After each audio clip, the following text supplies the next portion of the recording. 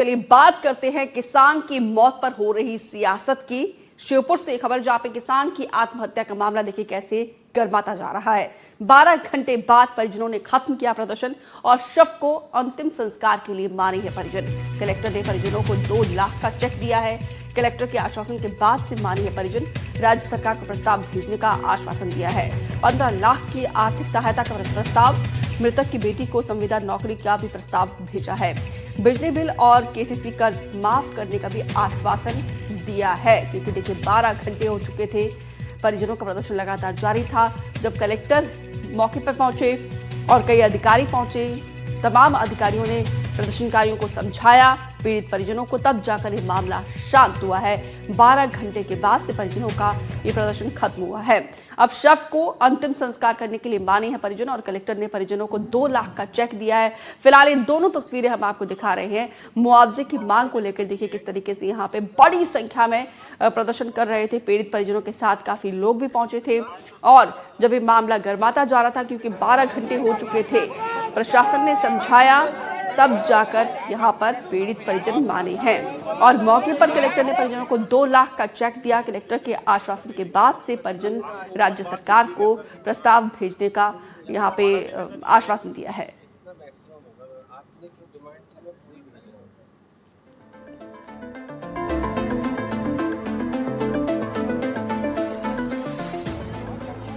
बेमौसम बारिश ने किसानों की फसल को चौपट कर दिया है, जिसके बाद किसान आत्महत्या जैसे खतरनाक कदम उठाने लगे।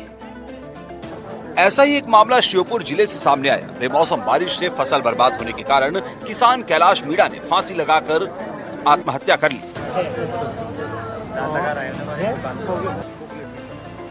किसान की मौत से पूरे इलाके में शोक की लहर है, तो साथ ही इस पर सियासत भी शुरू हो गई है। खबर लगते ही कांग्रेस विधायक बाबू झंडेल ने प्रदेश सरकार पर निशाना साधते हुए पीड़ित परिवार के लिए 50 लाख की सरकारी सहायता की मांग की। कांग्रेस विधायक अपने समर्थकों और ग्रामीणों के साथ जेनी गांव में एम्बुलेंस के सामने बैठ गए और जाम लगा दिया। करीब 12 घंटे तक ये प्रदर्शन होता रहा। 100% किसान बर्बाद हो चुके हैं। उस सर्वे में प्रशासक ने भी मान लिया है। हमारा किसान कैलाश भाई कर्जे से परेशान था। कर्जे वालों ने दबाव दिया, इस कारण आत्महत्या कर ली। 3 छोटे छोटे बच्चा बच्ची है, उसके परिजन है, घरवाली है, भाई है, परेशान होकर आत्महत्या कर ली। ये उसके भाई खड़े हैं, मैं परिजन के साथ में खड़ा हूँ। सभी मेरे किसान साथियों ने जब तक 50 लाख का मुआवजा नहीं मिलेगा, इनका बिजली का कर्जा माफ नहीं होगा, खाद का माफ नहीं होगा, केसीसी का माफ नहीं होगा, जब तक हम डेड बॉडी को नहीं जलाएंगे। वहीं कांग्रेस प्रदेश अध्यक्ष जीतू पटवारी ने भी फोन पर पीड़ित परिवार से बात की और संवेदना व्यक्त की। ग्राम जेनी में सरसोत का किसान था। मध्य प्रदेश कांग्रेस की तरफ से इसे सोशल मीडिया पर पोस्ट किया गया, जिसके बाद बीजेपी हमलावर हो गई। बीजेपी नेता आशीष अग्रवाल ने सोशल मीडिया पर ही पलटवार करते हुए लिखा कि कांग्रेस ऐसे संवेदनशील मुद्दों पर राजनीति कर रही है। उन्होंने लिखा, प्रारंभिक जांच में ये तथ्य स्पष्ट रूप से सामने आया है कि मृतक किसान अपनी बेटी के ससुराल पक्ष से उत्पन्न विवाद के कारण मानसिक रूप से अत्यंत व्यथित था। ऐसे में कांग्रेस द्वारा इस व्यक्तिगत पारिवारिक दुख को किसान आत्महत्या का राजनीतिक मुद्दा बनाना अत्यंत निंदनीय और अमानवीय है।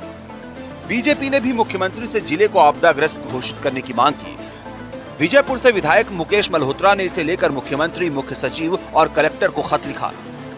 श्योपुर जिला सहित पूरे प्रदेश में जो बेमौसम बारिश हुई है, इस बेमौसम बारिश के चलते हमारे श्योपुर जिले में किसानों की धान की फसलों को भारी नुकसान हुआ है। खेतों में पानी भर गया है और इस नुकसान को देखते हुए ये सब चीज़ें हमारे वरिष्ठ नेतृत्व द्वारा माननीय मुख्यमंत्री मोहन यादव जी को और प्रदेश के जो विधानसभा अध्यक्ष माननीय नरेंद्र सिंह तोमर जी को और हमारे केंद्रीय मंत्री श्रीमती ज्योतिरादित्य सिंधिया जी को वरिष्ठ नेतृत्व द्वारा अवगत कराया गया है। उन्होंने मुख्यमंत्री जी ने कलेक्टर को निर्देश किया है कि क्षेत्र में जो है जाकर के और सर्वे किया जाए। तो हमारे जिले के कलेक्टर अर्पित वर्मा पिछले 2 दिनों से खेत पर जाकर एक खेत पर जाकर पानी में खेतों में उतर के धान की फसल में जो नुकसान हुआ उसका मुआवजा देने के लिए उसकी क्षति का आकलन कर रहे हैं। उसमें कांग्रेस द्वारा या कांग्रेस के लोगों द्वारा जो इस क्षति को लेकर के जो राजनीतिक रोटियां सेकी जा रही है वो गलत है। वहीं खबर लगते ही मृतक के परिजनों से मिलने कलेक्टर पहुंचे। उन्होंने परिवार को 2 लाख रुपए की आर्थिक सहायता का चेक दिया।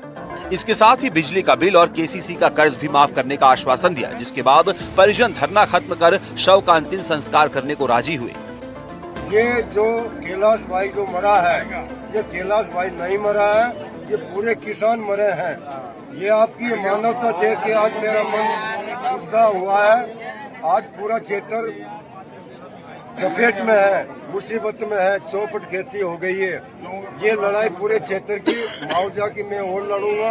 आपकी लड़ाई हम आज नहीं जिंदगी भर लड़ते रहेंगे। आज इसके साथ जो न्याय हुआ, ये जो हमारे ग्राम सिरसोद के किसान भाई है और जिनकी फसल खराब होने के कारण ऐसी दुर्घटना हो गई थी कि उनको जो है अपनी जान गंवानी पड़ी, इसके लिए सरकार ने उनकी पूरी मदद करी है। हम पूरे दिन से ही हम सब लोग भी साथ ही थे। आज कलेक्टर साहब ने पहुंचकर और 2 लाख रुपए नगद और 15 लाख रुपए का जो है प्रस्ताव बनाकर राज्य शासन को दिया है।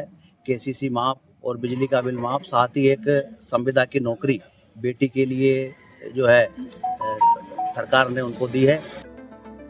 मौसम की मार ने किसानों की उम्मीदों पर पानी फेर दिया है और उस पर सियासतदान अपनी नैया पार लगाना चाहते हैं। फिलहाल श्योपुर में धरना प्रदर्शन खत्म हो गया है, लेकिन श्योपुर की घटना अलार्मिंग है, क्योंकि जिस तरह से मध्य प्रदेश के किसानों के ऊपर मौसम की मार पड़ी है, उसे देखते हुए अन्नदाता को जल्द से जल्द राहत की जरूरत है। एनडीटीवी के लिए श्योपुर से अजय राठौर। अजय राठौर ज्यादा जानकारी के साथ खुद लाइव जुड़े हैं। अजय, कितने घंटे तक ये प्रदर्शन चला है, कब खत्म हुआ और क्या आश्वासन यहाँ पे पीड़ित परिजनों को प्रशासन के द्वारा मिला है? देखिए, सुबह मानपुर थाने के सिरसौद गांव में एक किसान है कैलाश मीणा। उन्होंने अपने खेत पर पेड़ से लटक के फांसी लगा ली थी और बताया जा रहा है कि किसान ने 5 लाख रुपए का कर्जा लिया था और अपने खेत पर फसल के लिए बोर लगवाई थी। और जिस तरीके से बेमौसम बारिश हुई, उसके बाद फसल चौपट हो गई और ये सदमा किसान को लगातार सता रहा था। और किसान ने जिस तरीके से फांसी लगाई, उसके बाद सियासी पारा जो है श्योपुर से लेकर भोपाल तक चढ़ता रहा। और श्योपुर में कांग्रेस विधायक बाबू जंडेल ने किसान के शव को रखकर उनके परिवार को लगभग 50 लाख रुपए की आर्थिक सहायता की मांग की। और जिसके बाद लगभग जो धरना है सुबह 11 बजे से लेकर रात 11 बजे तक चलता रहा। इस बीच लगातार जो बीजेपी के नेता हैं, प्रशासनिक अधिकारी हैं, वो सरकार के संपर्क में थे और सरकार की ओर से जब रात में कलेक्टर पहुंचे हैं अर्पित वर्मा प्रदर्शनकारियों के बीच में, तो प्रदर्शनकारियों को कलेक्टर ने पीड़ित परिवार को 2 लाख रुपए का चेक दिया है रेड क्रॉस की ओर से। और साथ ही साथ जिस तरीके से 50 लाख रुपए की मुआवजे की मांग पीड़ित परिवार के लिए की जा रही थी, तो कलेक्टर ने राज्य शासन को 15 लाख रुपए का प्रस्ताव भेजा है। और साथ ही साथ जो पीड़ित परिवार है मृतक किसान का, उसको उनकी बेटी को संविदा नौकरी देने की बात की है। जिसके बाद रात 11 बजे प्रदर्शनकारी हटे और शव को अंतिम संस्कार के लिए ले जाया गया।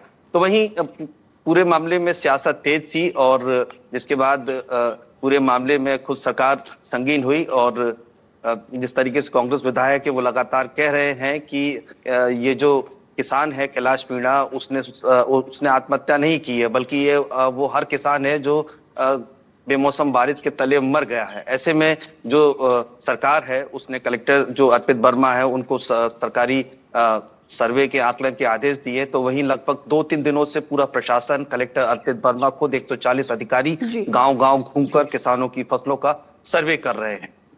जी, कम से कम चलिए इस हादसे के बाद प्रशासन पूरी तरीके से और ज्यादा अलर्ट हो गया है। लेकिन अजय, जो मदद, जो सहायता सरकार के पास, सरकार के द्वारा मिलनी है, जिसका प्रस्ताव भेजा गया है, वो कब तक स्वीकृत होने की उम्मीद है?